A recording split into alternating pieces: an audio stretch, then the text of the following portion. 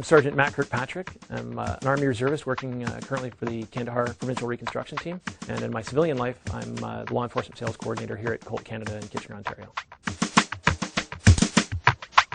Colt Canada is a small arms factory that acts as the arsenal for the Canadian government. And we produce the C7 family of weapons, like the C7A2 here.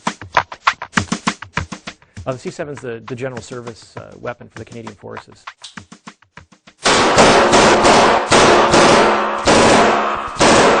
It's an all-around rifle. It's the solution that everyone can carry and do just about everything in combat. It works in the trench, works out of vehicles, works on the street in downtown Kandahar, as well as places like Bosnia, where we could be walking around dealing with villagers, or in places like Afghanistan, where we could be shooting every day. At the front of the barrel, there's a compensator and a flash hider that reduces some of the muzzle flash that comes out of the end of the rifle.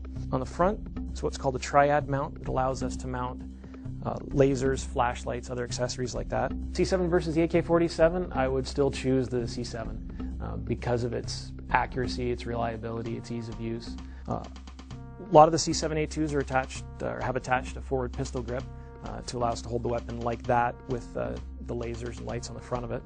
There's a 3.4 power optical scope at the back here that's adjustable from 200 to 800 meters. The C7 compared to an Uzi, having fired the Uzi, I'm not sure it has all that much use. Magazine housing right here holds typically a 30-round magazine, which we'll carry 5 or 10 of in the field. And there's an ambidextrous safety selector lever, which allows us to switch it from safe to semi-automatic to automatic. The C7 versus the dirty, hairy Magnum, I'd still choose the C7. It's more accurate, shoots farther away, and it's not so shiny, so it doesn't give away my position.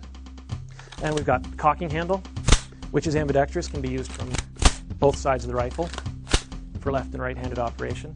We've got an adjustable buttstock, which has 4 different positions for different sizes of protective equipment or body armor and things like that.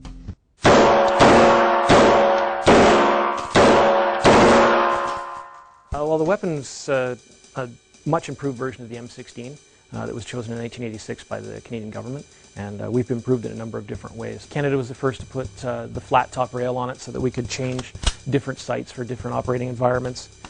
We test it to colder temperatures, for example.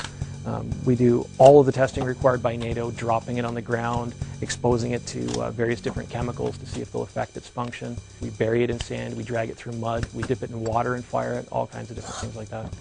Yeah, I would absolutely. I would trust my life to this weapon system, and I have in Bosnia, Afghanistan, and I will again in Afghanistan.